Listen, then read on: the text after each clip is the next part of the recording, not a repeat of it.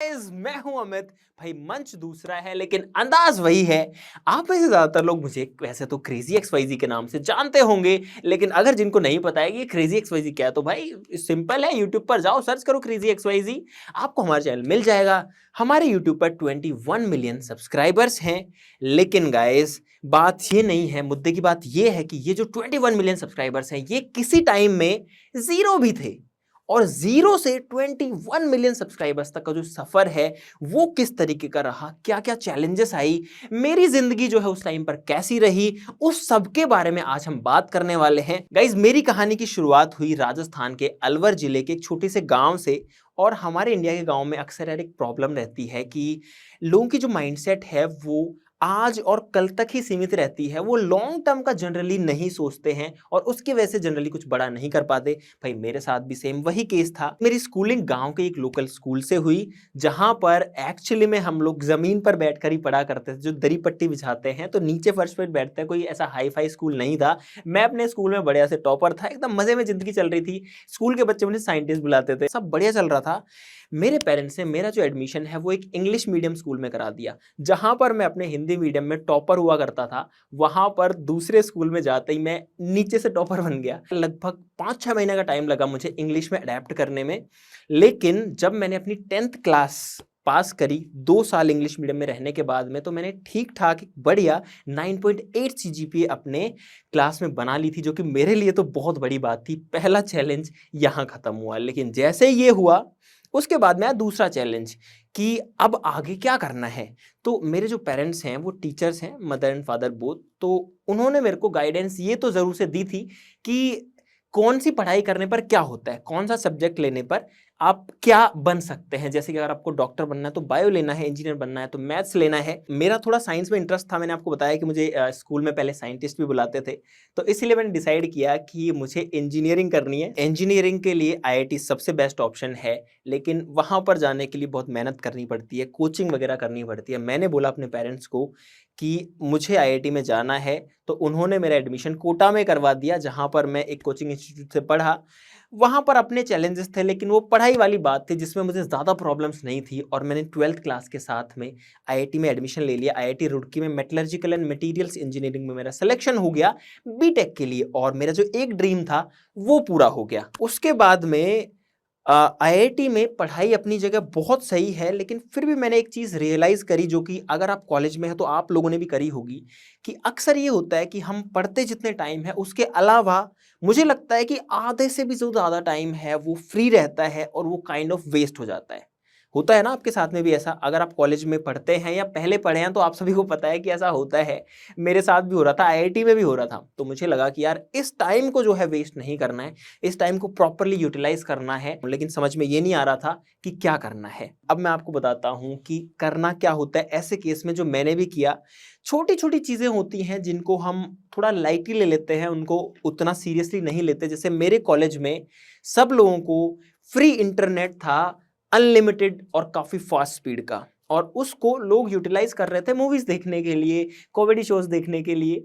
लेकिन मैंने सोचा कि यार अगर इस नेट को कहीं सही जगह यूज़ किया जाए तो ये बहुत ही बढ़िया से हो सकता है, क्योंकि बाकी लोगों के पास नहीं है, आईआईटी से बाहर ये चीज़ अवेलेबल ही नहीं है। तो मैंने ऐसे सोशल मीडिया प्लेटफॉर्म्स देखे, बहुत सारे थे, उसमें यूट्यूब मुझे सही लगा कि यार ये सही है। यहाँ पर आपको कुछ भी नहीं चाहिए, आप सिंपली कैमरा के सामने आओ, अपने दिल की बात बताओ, आपको जो करना है करो। आपसे कोई जो है बहुत हाई एंड की वीडियोस भी नहीं मांग रहा है, तो एकदम बढ़िया से इस चीज़ पे काम किया जा सकता है। तो गाइज मैंने सोचा कि चलो यूट्यूब स्टार्ट करते हैं। मैंने मेरे पापा को कहा कि पापा मुझे कैमरा दिला दो, मुझे यूट्यूब पर वीडियोस बनानी है। पूछा कितने का आता है? मैं बोला कि लगभग 30-35 हज़ार का आता है।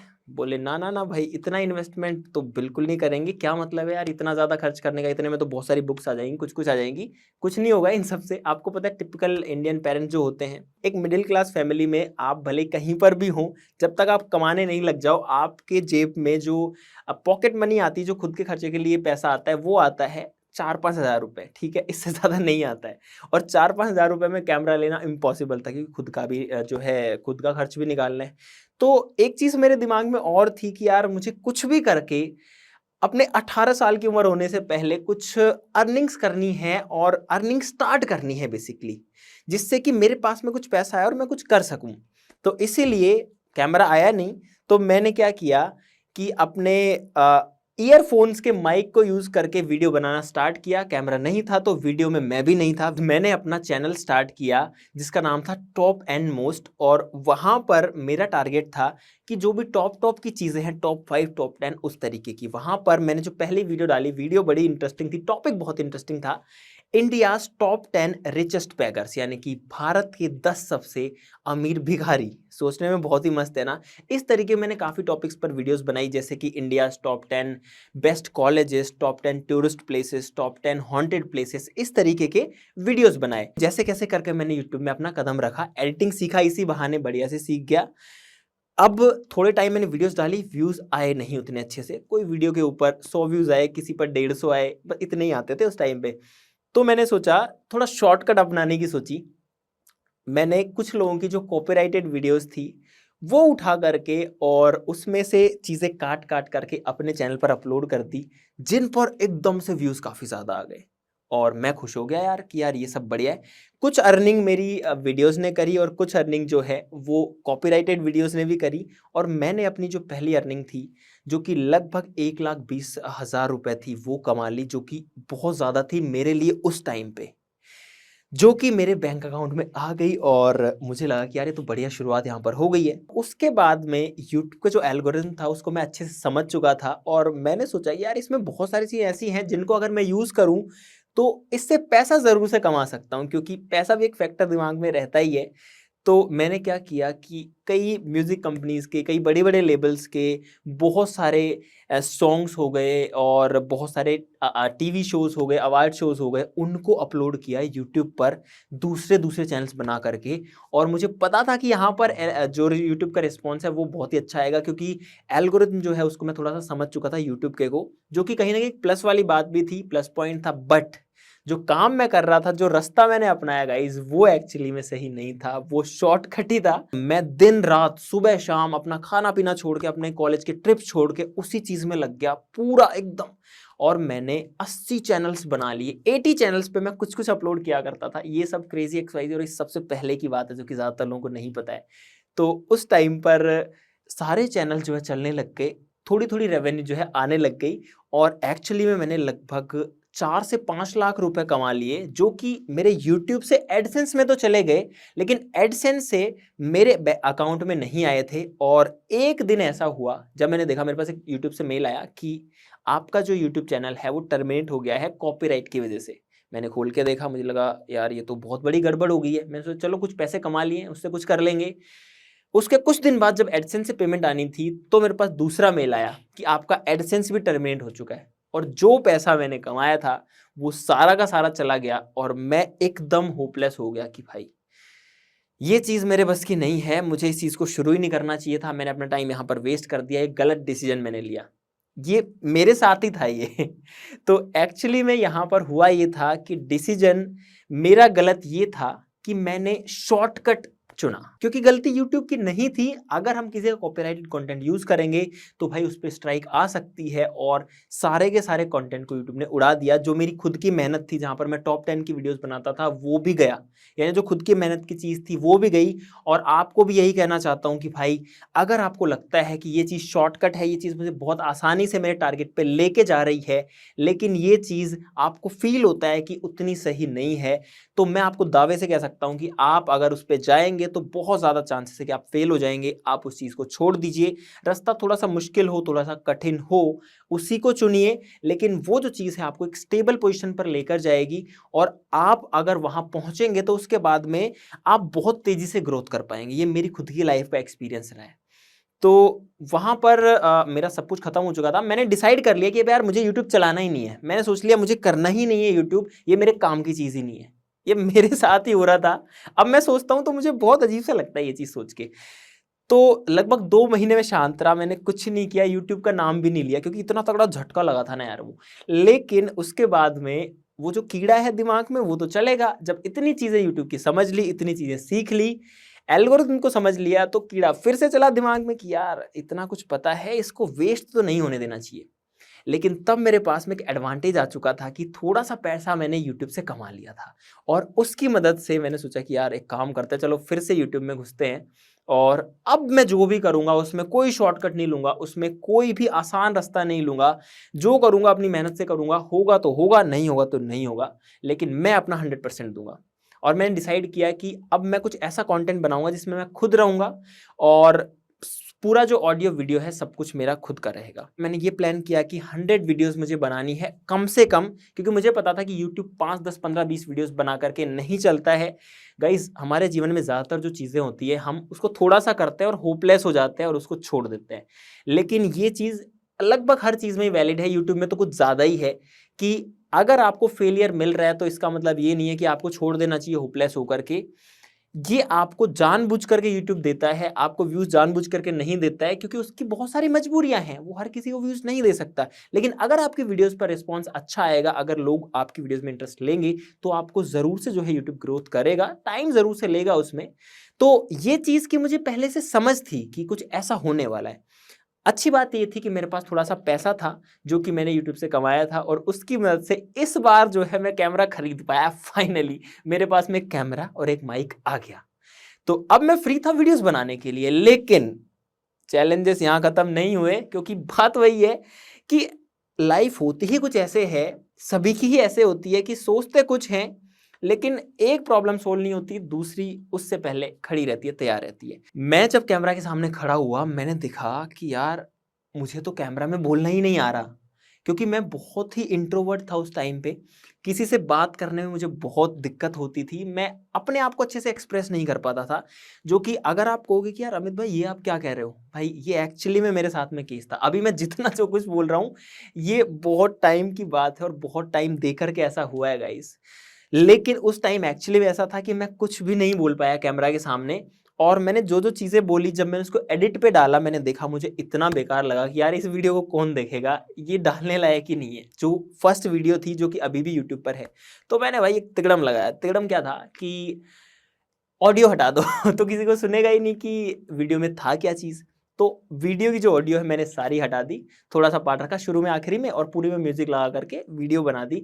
वीडियो की क्वालिटी अच्छी थी क्योंकि कैमरा से शूट हुई थी, और एडिटिंग बढ़िया थी क्योंकि मैं सीख गया था उस टाइम पर। लेकिन मेरा जो कॉन्फिडेंस लेवल था वो उसकी वजह से कुछ डाउन ही आ गया कि नहीं यार मैं तो कर नहीं पाऊंगा इस तरीके से तो। लेकिन वो जो चीज़ मैंने डिसाइड करी थी कि मुझे कम से कम 100 वीडियोस यूट्यूब पर बनानी है, उससे पहले नहीं छोड़ना है, वो चीज़ दिमाग में आई कि यार अगर मैं अब इसको छोड़ दूंगा तो पिछले पुराने टाइम की सारी मेहनत मेरी वेस्ट हो जाएगी, उसका कोई सेंस नहीं बनेगा, और वो जो टाइम है वो मुझे वापस से कभी भी नहीं मिलने वाला है। तब मैंने डिसाइड किया कि भाई जो कुछ हो, चाहे मुझे बोलना आए चाहे ना आए, चाहे मेरी वीडियोस कोई देखे या ना देखे, मुझे वीडियोस बनानी है और यूट्यूब पर डालनी है। 100 वीडियोस तो बनानी है, उसके बाद में मैं सोचूंगा कि अब आगे कंटिन्यू करना है या नहीं करना। इस तरीके से शुरुआत हुई और मैं वीडियोस डालना शुरू किया।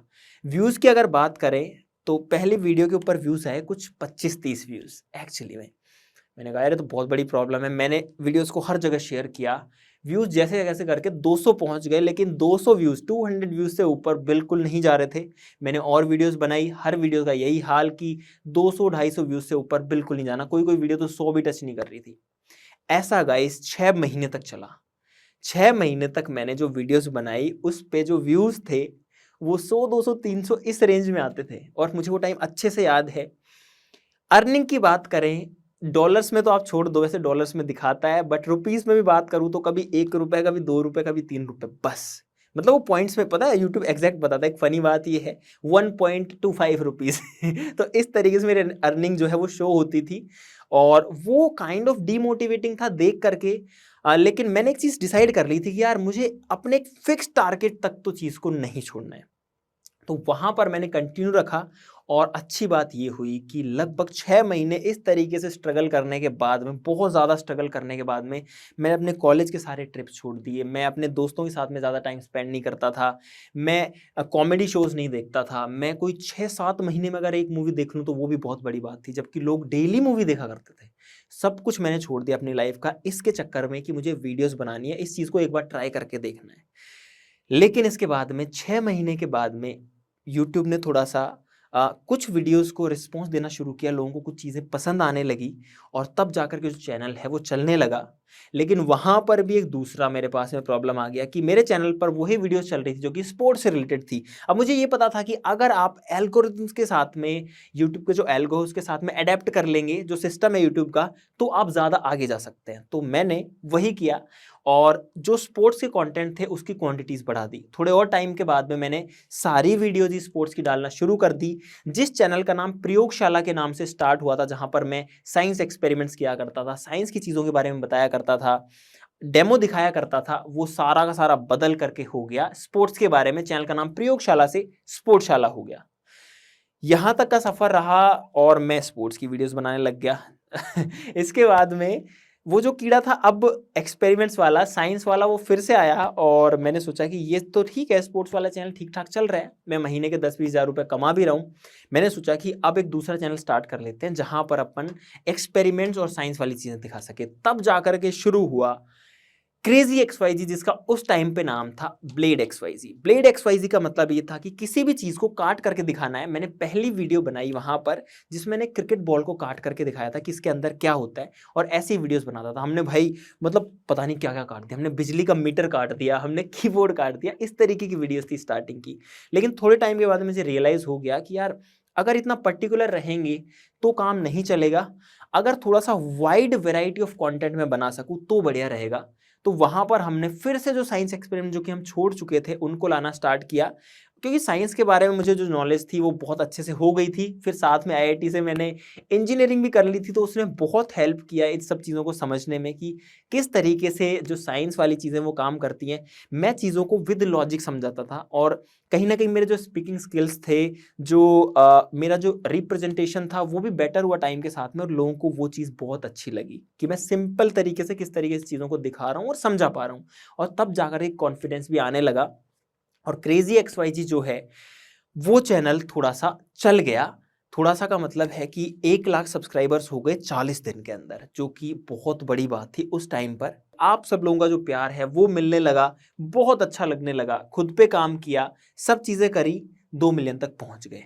लेकिन भाई तब फिर जो है एक बार ज़िंदगी में उतार चढ़ाव आ गया, क्योंकि उस टाइम पर मेरी जो कॉलेज थी वो कंप्लीट हो गई और अब मेरे सामने बहुत बड़ी दुविधा आ गई कि मुझे अब क्या करना है। जब मेरा कॉलेज कंप्लीट होने वाला था तो बहुत सारी कंपनीज प्लेसमेंट के लिए आ रखी थी और मुझे अच्छा खासा जो है पैकेज भी मिल रहा था। उस टाइम के हिसाब से मुझे लगभग 18 लाख पर एनम का ऑफर भी मिला था। दूसरा ऑप्शन ये था कि यूपीएससी की प्रिपरेशन करी जाए और आईएएस बनने की तरफ एक कदम रखा जाए। लेकिन मुझे लगता था कि अगर मैं वो चीज़ भी करूँगा और अगर मैं उसमें सक्सेसफुल भी हो जाता हूँ तो उसके थोड़े दिन बाद में मैं फिर से बिजनेस वगैरह की फील्ड में आ जाऊँगा। तो इसलिए मैंने सोचा कि यार ये तो अभी छोड़ते हैं अभी के लिए। लास्ट ऑप्शन था मेरे पास में यूट्यूब, क्योंकि यूट्यूब से मैं उस टाइम पे मुश्किल से 40-50 हज़ार रुपए निकाल पा रहा था, जो कि बाकी चीज़ों से बहुत ही कम था। वो भी कुछ फिक्स नहीं था, ऊपर नीचे होता रहता था, बहुत हाई रिस्क वाली चीज़ थी। उसको as a full time job की तरह या फुल टाइम वर्क की तरह करना। लेकिन अच्छी बात ये थी कि इस फील्ड में मैं थोड़ा सा एक्सपर्ट भी हो चुका था, इस फील्ड में मुझे मज़ा बहुत आता था। बाकी जो चीज़ें थी, जॉब है वो काइंड ऑफ बोरिंग जैसी चीज़ है, लेकिन यूट्यूब में अगर आप एक्सपेरिमेंट्स की वीडियोस बनाते हो तो भाई बोर वाली चीज़ तो नहीं है। और वो जो टाइम था उस टाइम मुझे फील हो रहा था कि हाँ, यहाँ पर जो है मुझे गाइड करने वाला कोई नहीं है। अगर मैं घर वालों से पूछ रहा हूँ, मेरे पेरेंट्स से पूछ रहा हूँ, तो वो मुझे कह रहे हैं कि या तो जॉब करो या फिर यूपीएससी की प्रिपरेशन करो। यूट्यूब के लिए बिल्कुल मना, सख्त मना। अब यहाँ पर उन्होंने जो गाइडेंस दी, गलती उनकी भी नहीं है, क्योंकि यूट्यूब उनके लिए इतना नया था कि उनको पता ही नहीं था कि ये चीज़ आगे किस तरीके से एक्सपेंड कर सकती है। उन्होंने सख्त मना किया कि यूट्यूब नहीं करना। लेकिन भाई मैंने रिस्क लिया और रिस्क उस टाइम पर वो काफ़ी बड़ा था। अगर चीज़ें सही से काम नहीं करती तो मुझे नहीं पता कि मैं आज क्या कर रहा होता। लेकिन इतना मुझे विश्वास था कि एक चीज़ अगर फेल होती है तो मैं दूसरी कुछ ना कुछ बिल्डअप कर लूँगा। और गाइज़ आप लोगों को भी ये समझना चाहिए कि जब आपके सामने ऐसी सिचुएशन आए कि आपको एग्जैक्टली क्या करना है, जब आप कई चीज़ों में कन्फ्यूज्ड हो, तो भाई सबसे सिंपल ऑप्शन ये है कि आपके पास में जो भी चीज़ है आप स्टार्ट तो करो यार उस चीज़ को। ऐसा नहीं है कि बस सोचते ही रहेंगे। अगर आप सोचते ही रहोगे तो कुछ भी नहीं कर पाओगे। जो अपॉर्चुनिटीज आपके पास में है उसको यूटिलाइज करो, भले वो छोटी है वो बड़ी है। हो सकता है कोई छोटी सी चीज जो है वो आपके जीवन में आकर के बहुत बड़ी बन जाए टाइम के साथ में, तो वो सिर्फ जो है टाइम देने वाली बात होती है। यूट्यूब मेरा खुद का डिसीजन है। हाई रिस्क फैक्टर था, मैंने लिया, यूट्यूब प्रॉपरली स्टार्ट किया, कॉलेज छोड़ के घर आ गया और जैसे ही घर आया, घर आकर के वीडियोस बनाना स्टार्ट करी, फिर से वही प्रॉब्लम्स। अब लोग और सोसाइटी बोलने लग गई मेरे पेरेंट्स को कि आपका जो बच्चा है उसने आईआईटी से बीटेक करी है और अभी वो क्या कर रहा है यार, ये सब मतलब कैमरा वैमरा लेके कहाँ घूम रहे हैं। ये एक्चुअली में लोग कहते थे। कुछ लोग तो यहाँ तक भी कहते थे गाइस, मैं आपको बताऊं कि ये देखो अभी ये कुछ खेल दिखाने वाले लोग आ गए, अभी ये यहाँ पर कुछ तमाशा सा करेंगे। तो ये वाली बातें भी चलती थी। हमारे एक्सपेरिमेंट्स को, हमारी वीडियोस को लोग तमाशा समझते थे, क्योंकि उस टाइम हमें ज़्यादा लोग जानते नहीं थे या उतना बड़ा नेटवर्क नहीं था।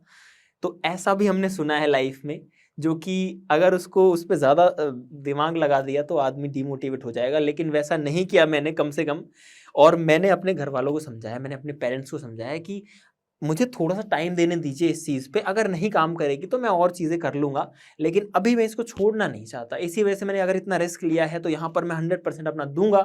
तब मैंने अपनी टीम बिल्ड करी, और एक बहुत अच्छी टीम जो है ना गाइस, वो बहुत ज़रूरी होती है। आप कुछ भी करना चाहें, अगर आपकी टीम अच्छी नहीं है तो आप कितनी भी बड़ी चीज़ सोच लो, वो चीज़ बीच में कुछ ना कुछ प्रॉब्लम की वजह से गिर जाएगी।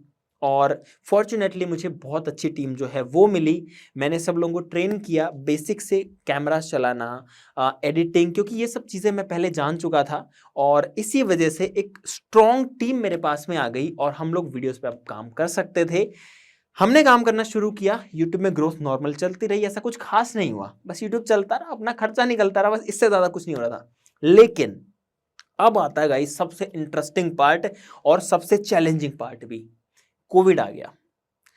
अब जब कोविड आया भाई, तो सबसे बड़ी दिक्कत ये थी कि ना बाहर जा सकते हैं, हमारी वीडियोस तो वैसे ही आउटडोर होती हैं, ना बाहर से सामान ला सकते हैं, कुछ नहीं कर सकते।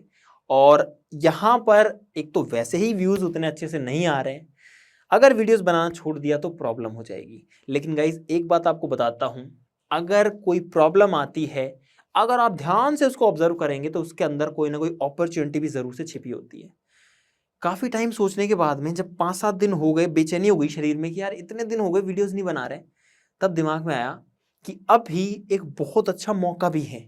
लोग अपने घरों में बंद हैं, लोग बाहर नहीं जा पा रहे हैं, और जो लोग वीडियोस बनाते हैं, जो कंटेंट क्रिएटर्स हैं, वो भी वीडियोस नहीं बना पा रहे हैं। यानी कि यूट्यूब पर देखने वाले ज़्यादा हैं, वीडियोस बनाने वाले लोग कम हैं। जो सप्लाई है वो कम है, डिमांड ज़्यादा है। बेसिकली बिजनेस का सिंपल फंड है। और वहाँ पर हमने सोचा कि अब हम एक काम करेंगे, अगले 7 दिन के लिए डेली वीडियो बनाएंगे। नेक्स्ट 7 डेज के लिए डिसाइड किया था। वीडियोस बनाई भाई, पहले दिन बनाई, दूसरे बनाई, 7 दिन तक हमने रोजाना वीडियो बना दी। 7 दिन का मैक्स टारगेट था, उससे पहले हम लोग हफ्ते में 1-2 वीडियोस ही बनाते थे, तो बहुत बड़ा टारगेट था। लेकिन फिर रुकने का मन नहीं किया। 8वें दिन भी नहीं रुके, 9वें दिन भी नहीं रुके।